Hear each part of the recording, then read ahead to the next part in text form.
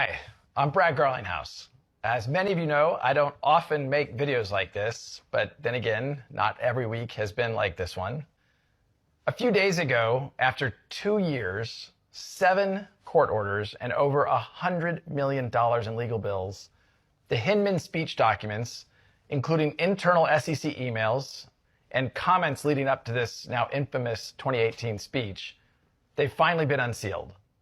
Hinman's speech created new factors to determine if a token becomes sufficiently decentralized to no longer be considered a security. At best, these documents show that senior officials at the SEC couldn't agree on the law and told Bill Hinman directly he would confuse the public even more about the rules for crypto. At worst, they show that Hinman deliberately ignored the law, and he tried to create new laws, something only Congress can do. And while he was a public servant, Hinman received millions of dollars of payments from his law firm, which was part of an alliance with others that had a vested interest in this speech. This speech isn't about any one token or any one blockchain.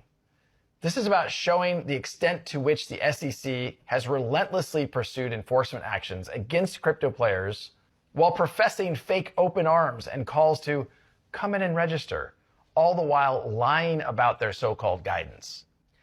As some of you may know, Ripple spent years proactively engaging with the SEC. I personally met with Jay Clayton and Bill Hinman, with no lawyer present. Why would I need a lawyer if we were all coming together in good faith? We answered every question they had, and not once did they suggest to me that XRP was a security. We were fully transparent, not knowing they would then use this information against us.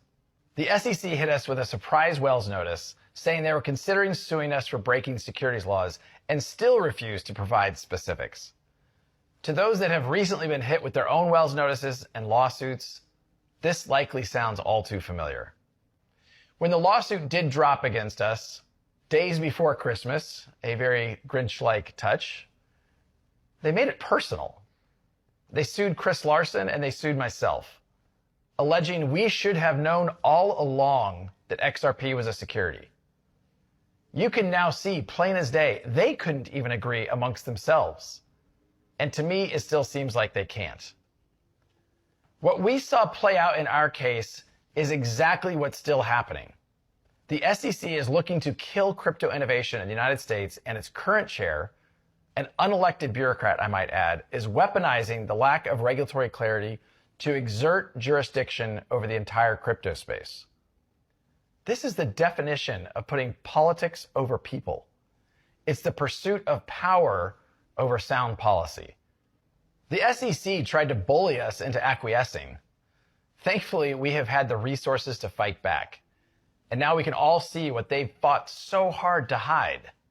They knowingly created confusion about the rules, and they used that confusion to regulate through enforcement.